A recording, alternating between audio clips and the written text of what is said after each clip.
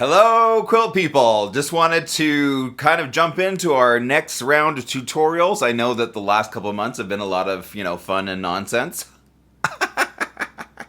But it's time to get serious and to get back to our regular tutorials. Okay, so I've been working on these two. Well, this is the original Stetson cross that I did, but then I did the blue version as well. So this one needs binding, and while I did a binding tutorial like 100 years ago, which is hilarious because you go back and watch it, I look like I'm 12. Not 12. All right, so we're going to do binding on this one. I wanted to show you some of the updates and new techniques that I've learned about that over these last couple years. So let's get started. Okay, so for this version of Stetson Cross, I'm going to be doing the binding in this stripe fabric. Now, while I would like it to have a little bit more contrast front to back, I still think that you can see the difference on camera, right? So this is the back side, whereas the more bright colors are on the front side, all right? Because that's really important that you keep track of that. So the first thing you're going to do is cut your strips into 2 1/4 inches, okay? So let's cut a bunch of strips that are 2 1/4 inches that are long enough to go around the perimeter of the quilt.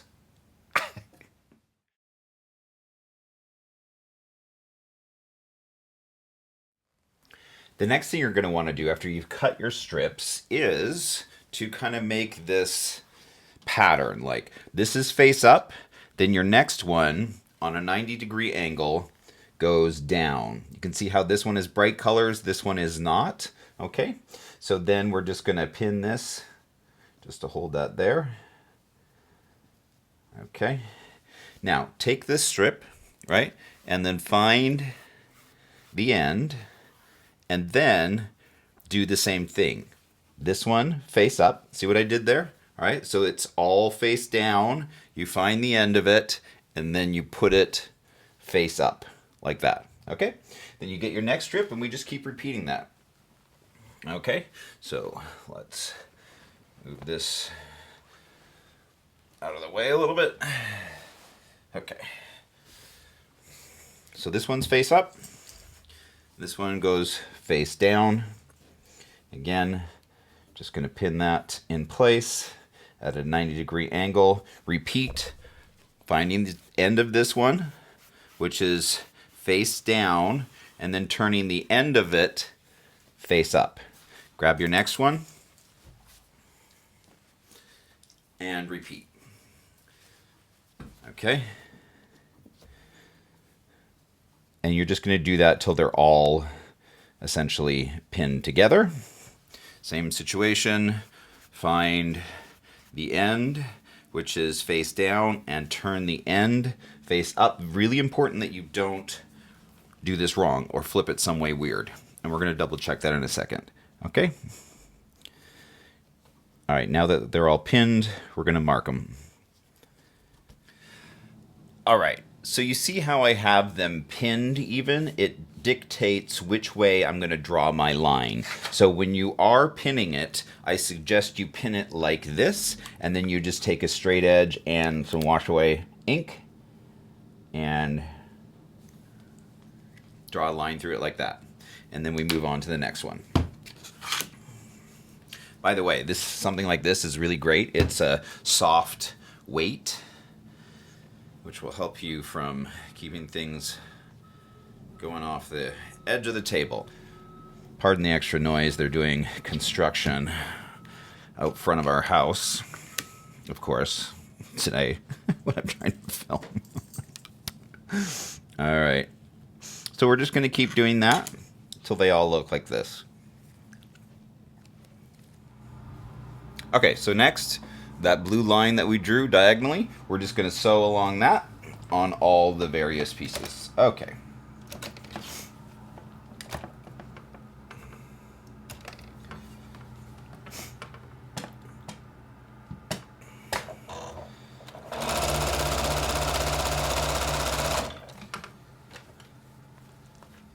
All right, so we have sewn along that blue line that we marked there, and so we're just going to take our straight edge and cut it 1/4 inch beyond the line. All right, so that it looks like this. when it's done, right? So just a 1/4 inch beyond that.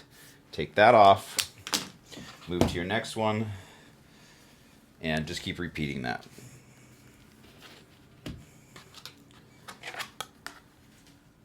Okay, see how we have these little triangles that are just beyond the line of the fabric? You're going to want to cut those off as well. All right, so cut all those off and then just keep going. The next step is just to take it to the ironing board with the incorrect side up, right? So see how it's brighter on this side, all right? So then you just take it and fold it in half and iron it. Now, leave a couple inches on the end there not ironed in half, okay? And then just start like this and continue to iron that down. Now when you get to a little intersection like this, you're going to want to iron that flat first before ironing it in half. Just to smooth it out a little bit. Not make it bumpy. Okay. Here, and I'm getting close to the end. I'm just going to do another few inches here, and then I'm going to leave the last few inches not ironed in half. Okay, and you'll see why in a minute. All right, I'm getting ready to put it actually on the quilt, and so I've looped it around like you would an extension cord or something like this, and then I put it here, right, so that I have access to it still from my sewing machine, but it's not in the way, nor is it dropping on the floor, picking up pins and trash and whatever else. Okay, so now I'm ready to start putting it onto the quilt. This next step is really important, and it's going to define whether you're doing the traditional hand stitching or whether you're going to be machine quilting the binding on both sides. Okay, so what I recommend is that you do the traditional approach if you really care about the quilt. Okay, if not, if it's just a baby quilt or if it's a gift or whatever else like that, do the machine sewing. And let me show you the approach to both, but this is really important, where you attach the binding, right, the first time onto the quilt. So let's take a look at that. The traditional approach is to essentially start it on the front, right? So we're going to sew along here and then turn this over, and by the way, this is the open edge, okay? So that's open. The open edge goes towards the open edge of the quilt. Got it? And what we're going to do is sew along here, and then we're going to pull this over and then hand stitch it on the back. That is the traditional approach, and although it's more time consuming, it is really worth it, okay? The other approach would be to machine it on all sides. So with that, essentially you take the quilt and reverse the process. So this is the back, okay?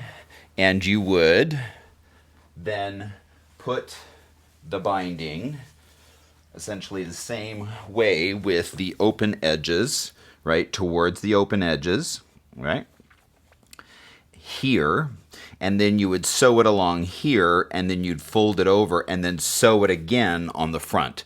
You want to sew it again on the front so that you can see your work as you're doing it, okay? So I'm going to do the traditional approach on this, so I'm going to do it right side up and get started on that. Now, this is the biggest thing that I've learned with binding that may help you in your work. Let me just get this monster lined up. Okay, so I'm going to take this and start it with, again, open sides towards open sides. Where you start matters, okay? This is my corner right here. Where you want to start is probably a foot beyond the corner, all right? So the edge of my binding is here, and I'm going to start it about here, okay? So what I'm going to do is essentially just pin this into place and do a stitch that is pretty close to the edge, just to tack it down, okay? So I'm going to take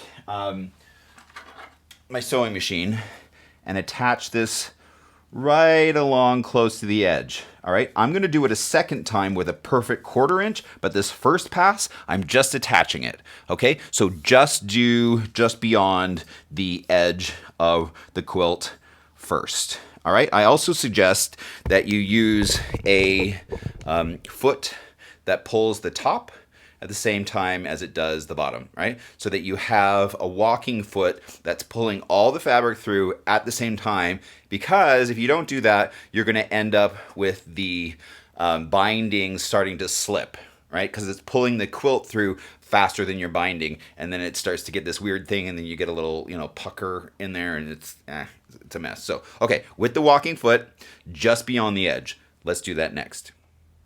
Okay, so I'm ready to get started on this first pass. Again, I can't stress enough that the open edge has to go towards the open edge and the folded edge is here.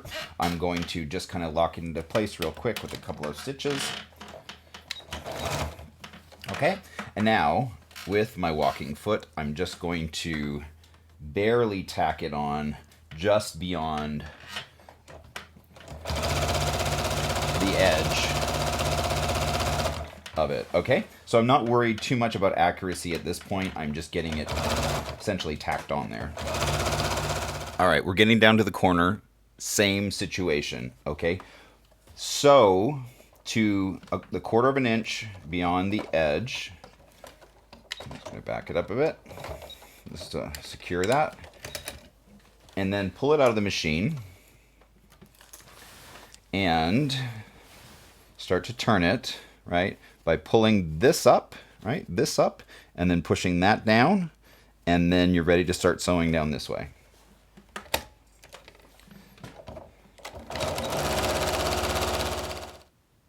Okay, you can see where I have, the few inches that are not done. Essentially what I'm going to do is take this one side, and kind of cut it just a little bit to the left of center, right? And then I'm going to take the other one and lay it over top of it after I put down a ruler right here. Okay, so I'm going to take this and put it 2 1/4 inches, because that's the width of my binding. If your binding was 2.5 inches, which some people do, you would cut it at 2.5 inches beyond this. Okay, so I'm measuring right here where 2 1/4 inches is, and then I'm going to cut it right there so that they're overlapping by exactly 2 1/4 inches. Okay. Now this next step is in fact the most difficult step. Okay, so before, when we were adding the binding, remember we had the strips coming down like this that we were applying and then drawing the diagonal line, right? For this step, you're going to do the opposite, okay? So you're going to open this up, good side up. You're going to open up the other one, good side down, and then pin them together like this so they're exactly square, okay? Now, the direction that you draw the line is super important, okay? So you can kind of do a test run, right, where the diagonal wants to be naturally. So just put them face to face, and since I know my diagonal line is going to be coming down this way, again, I'm going to indicate with my pins the direction of the diagonal so that I know it wants to come up this way, right? Through corner, which is identified right here on this stripe. Okay, so I know where that is, and then I can just draw a diagonal line across this way. That's where you're going to sew. I've taken it to the machine and I've sewn very carefully right along that blue line, and so I can now kind of open it and test run it to see that it does in fact have the same crease across the top and not the other way around. So I'm happy with that, so I'm going to go ahead and open it up and cut the excess beyond that blue line by about 1/4 inch. Okay, and then it is fully attached. And I am ready to, let's just flip this over here. Okay, now continue sewing this all the way down here. Now, if it's a little off, either too big or too short, don't worry about it, okay? Just pin it in the middle, right? And then keep easing it in terms of identifying where the middle of that is between those two and pin that together, right? And then same over here. And then that way you know that it's going to lie perfectly. All right, so now I've sewn to here and I've sewn to here. And so I'm just going to continue on down here and attach this on. Okay? All right, so that is sewn down now. And you can see it's a little bit of a mess here. Sometimes it's closer, sometimes it's further away. And so how I'm going to resolve that now is to put on my 1/4 inch foot and then guide this through the machine a second time, doing a second perfect 1/4 inch beyond this initial stitching. Now, all right, I'm done with that, so I'm going to pull it out of the machine and show you. Now, you can see that one row is a little bit all over the place, right? It's up and down, whereas the other one is exactly 1/4 inch beyond this edge. So I know that that's going to work. And again, the first row is just to attach it at the same speed, bottom and top. And then the second one is to get exactly that perfect 1/4 inch, right? Little thread. And then the third reason to do that is actually so that you have 2 rows of stitching back here just to make sure it's super secure and to make it stronger, right? Next, I'm going to bring it to the ironing board and set that up with the edge facing away from me, right? So and then what I'm going to do is essentially take an iron and just bump this a little bit without pressing my batting, because depending on what batting you're using, you can kind of deflate it, and you don't want to do that. So take a hot iron and just lightly, very gently push it to the edge. When I get completely off the batting and just to the edge, I can press that just a little bit, but you can see how it starts to take shape, and it's going to be a lot easier to hand sew on the back if it's all kind of facing that way. All right, so I'm going to do that all the way around. Okay, I'm ready to start hand sewing this. So I'm just going to take a little Sharpie and mark my thumb, the closest point where, okay, the nail is closest to the side of the finger, and that's the length of my stitches from that mark to the end of my thumb. All right, so this needle is threaded double, right? Because I really want this to be very strong. And so I'm going to flip this over, okay, just like that. I'm going to get it started. Now, use the needle, right, to kind of tuck those extra threads in there. And then start from behind and then just pull it through and then knot it just to get it going. Okay, easy enough.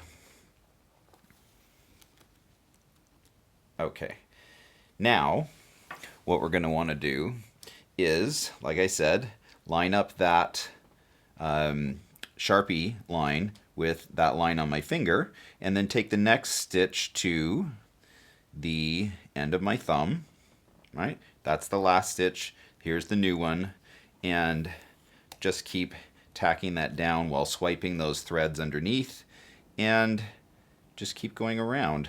Now, the corners deserve a special treatment, and I'll show you those in a little bit. Okay?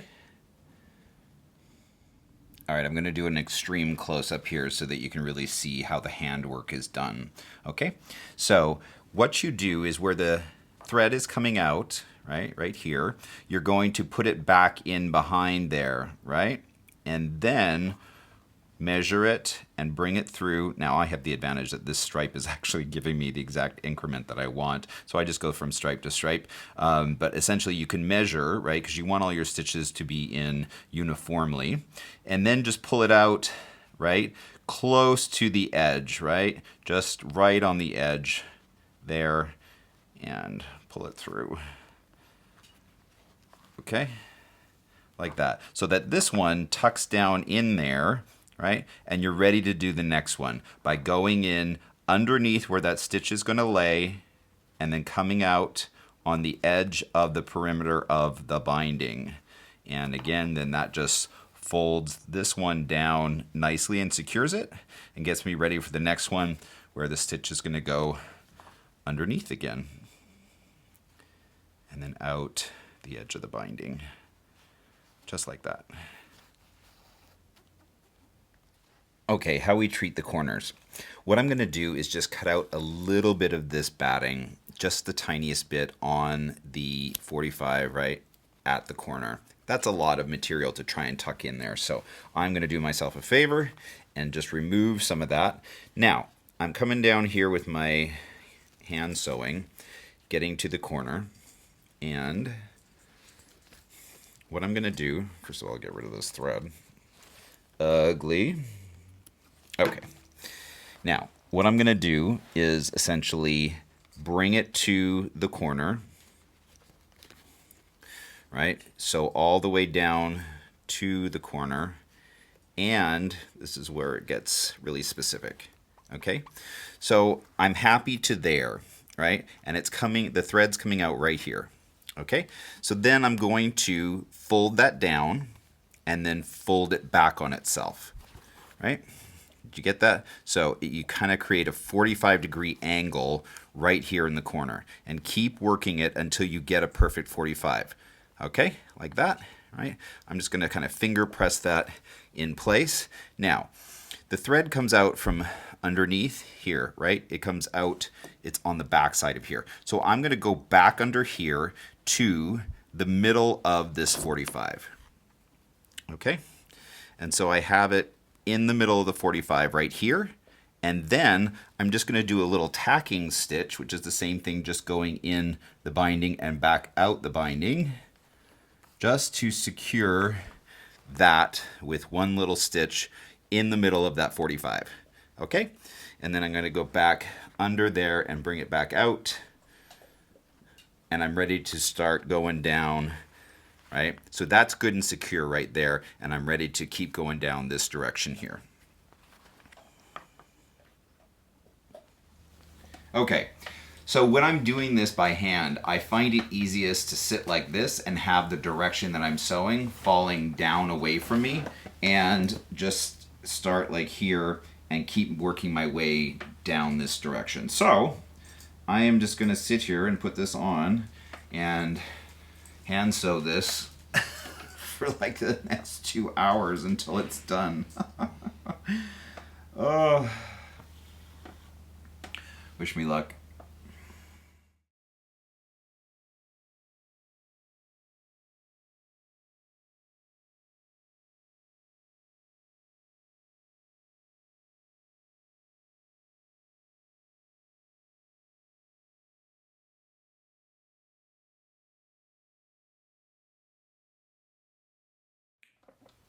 All right. Whew. That about does it. And, come on, scissors work.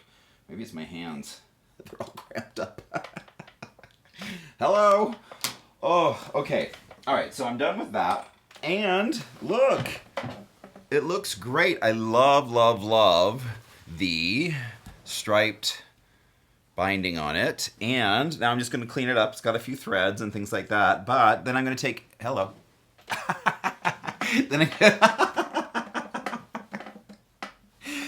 oh, it's been a long day.